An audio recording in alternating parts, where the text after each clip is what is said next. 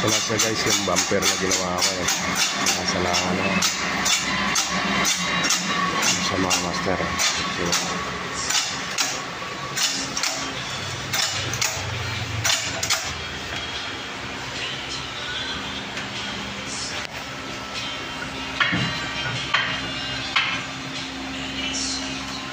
Laki. Ayun yung guma.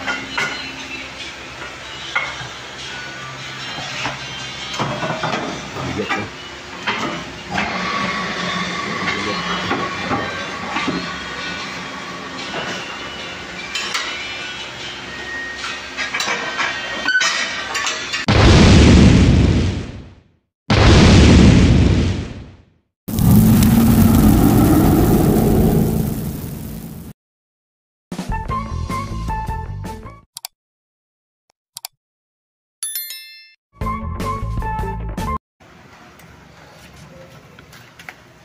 Na po guys, magandang umaga po. Good morning po sa atin lahat. Gusto po kayo dyan? Magandang umaga sa atin mga master. Mga master, may bagong project ako. Malaking mold dito, ayan o. Bali ito ang hitsura nya o.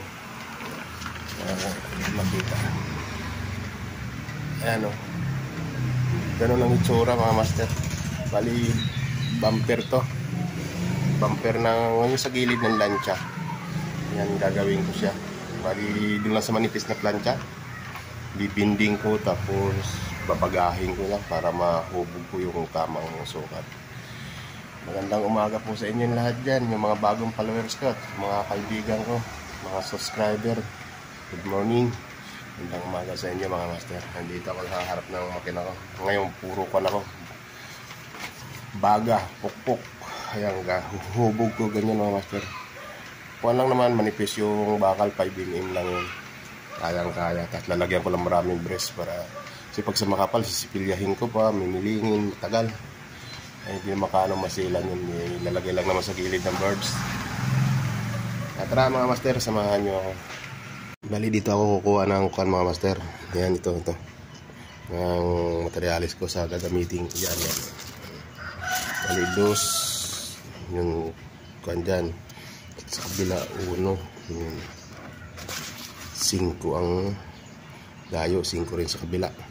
Ito yung hubog ko mga master, bibinding ko, pipress ko doon sa press ko na lang gagawin. Dyan ako kukuha, tabas ako, layout ako. Ayan siya guys eh. Yung tinabas kong plancha, dito natin papatong sa tubo, makapal na tubo yan para maging bilog. Ito gagamitin natin pambinding, pambagsak. Ayan, nilita ko gitla. Ito yung kusing ko to. Tapos may ginawa akong shafting doon na dalawa katabi. Kaya ko ipapagsak ng master. Welding ko dito yan doon para pagbaba yun. Tapos dito lalagay ko din yan yung dito. Ito na yung pambagsak ko guys. Pininding ko, pinagsak ko na lang sa press kaso kulang pa, malaki masyado tong hubog. Papalitan ko 3 to eh, palitan ko ng 2 kaya yun ang tama. Inubukan ko lang siya mga master. Minilding ko nga kasi para hindi malagsakan ko lang yung sa press, masyadong malaki. Papalitan ko, i-squala pa to mga master. Dito pa to oh. Kulang pa. Ginawa ko siya guys oh. Ayan. Dito ko pinupi. Ayan. May dalawang shafting sa ibaba. Ayan. Tapos binagsakan ko. Ayan, nakabagsak yung press oh. Dito pa, isa pa dito. Tapos isa pa din dito sa kabila para magsalubong espalado na ito mga master. Ayan ang magigitsura niya.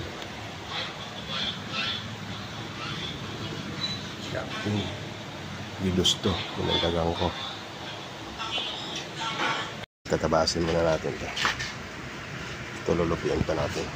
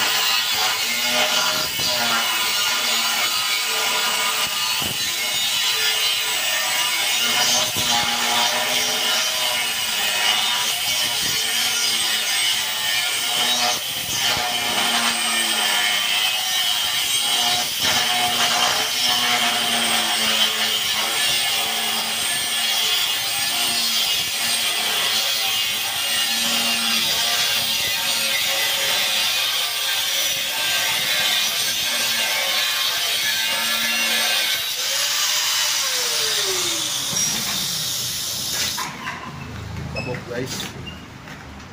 Guys, ito na oh. Nag-grinder ko yung pinagtabas-tabasan ko dito. Nag-grinder ko sa loob yun. Pinilinis ko na. Pag-assemble na lang ito yung lalagyan ng mga tagliran, mga tools. Ito yun. Nag-grinder ko siya.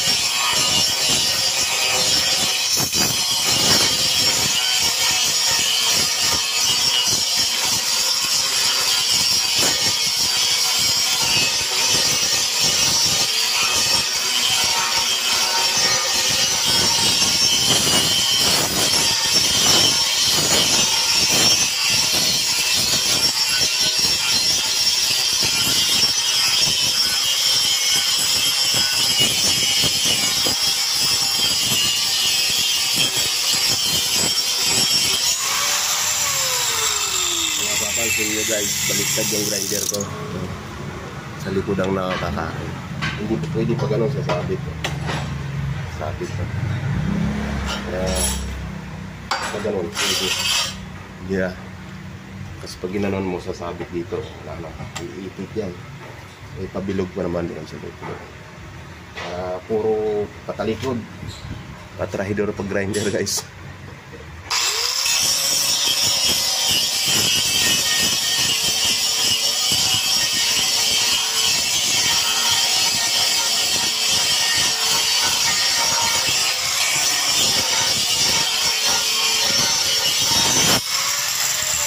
Napakita sa inyo mga master. Ininit ko lang ng acetylene to. Pinalo ko.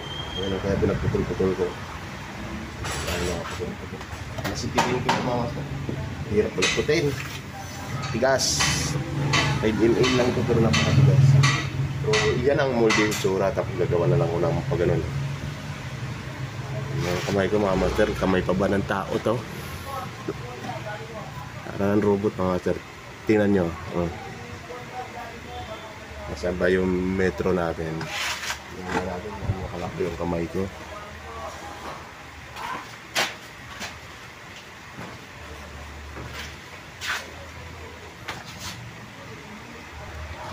Pakita ko sa inyo mga master gano'ng kalapad yung kamay ko. Kahawak ng bakal.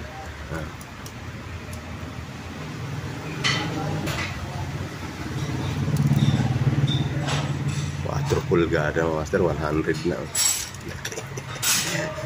Ganun kalapad yung palad ko mga master. 4 and 1/4. Kaya yung daliri ko, 1 na. Kung kayo sasama mo ito mga master, 5. Laki na kamay ko na. Para robot mga master. Talaga ito sinadhana siguro sa bakal to. Siya guys, tinayo ko na. Yan ang hitsura niyan. Tapos gaganon ko dito. Yan lang ang kapal. Gaganon din dito. May shafting sa gilid para hindi bumuka. Tapos lalagyan pa dito mga brush yan. Papunta ron. Alas na mga master. Diba? Molding na yan. Ganda.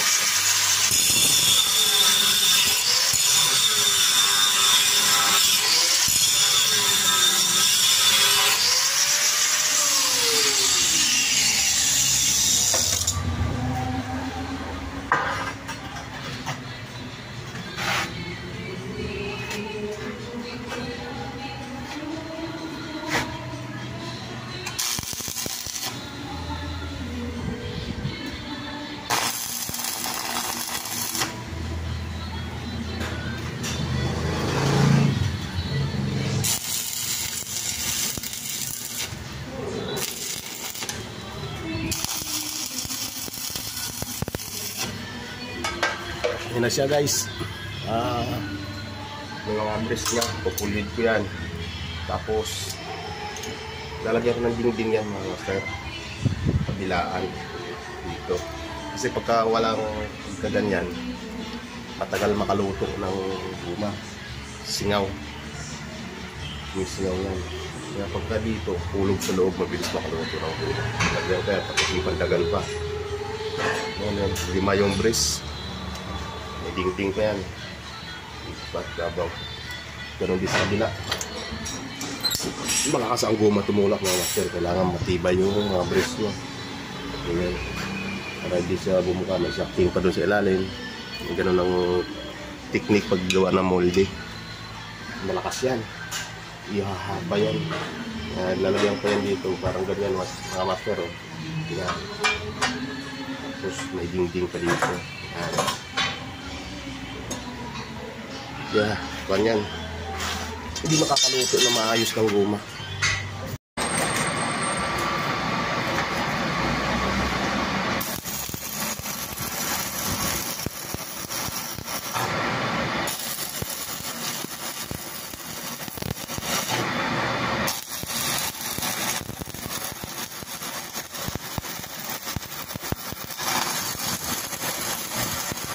Hinaw ko na guys. Kabila, nahihinaw ko na yan.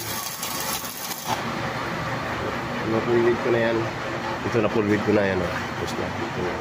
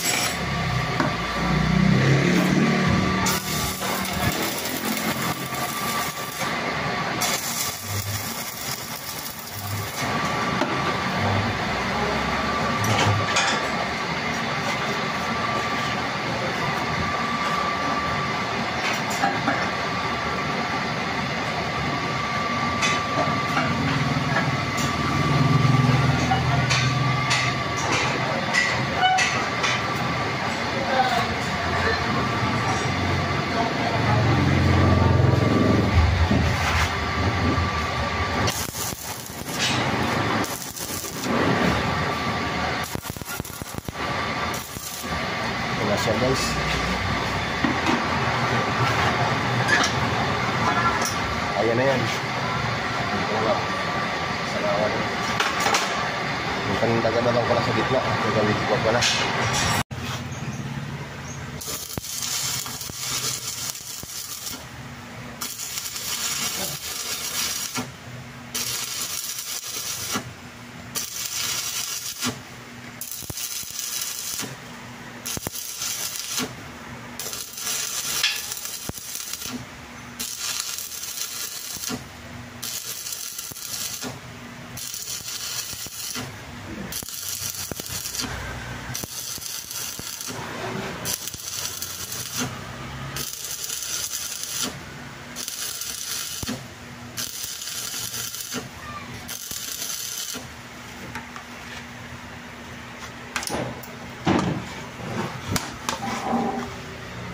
Guys, ito yung takip.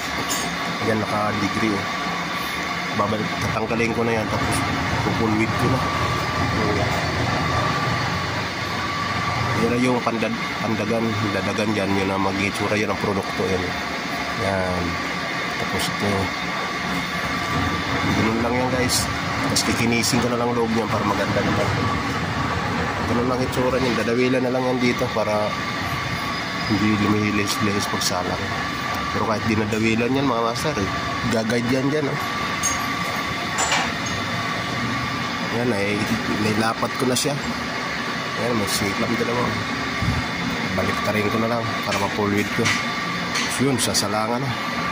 Dito na siya mga master. Yan, forward dito, forward dito. Forward na lang ito mga master. Pero yung lang.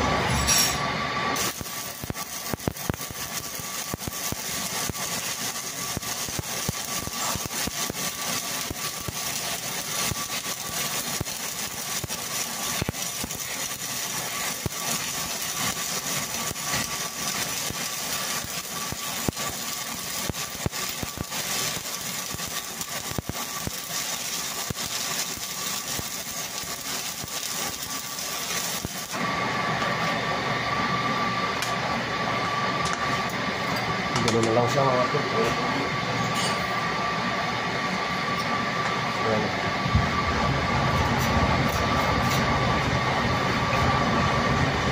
Pulwid ko na. Pulwid na natin. Sain ko na lang.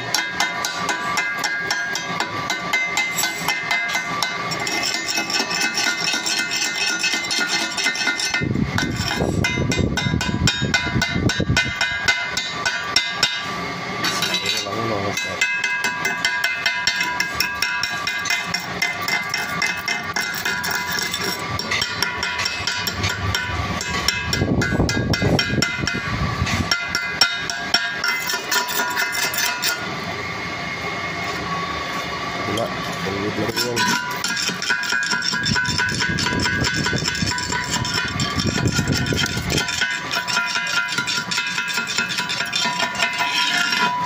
Linis na lang yan mga master. Ito tapos na. Yan, asa na lang. Linis na rin. Siya guys, grinder ko na. Basta salangan yan. Kala na yung magsasalang dyan. Kita ng konti. Tilihain na lang nila yan. Tilihain pa konti. Alas na guys. Itsura. Masalangan na.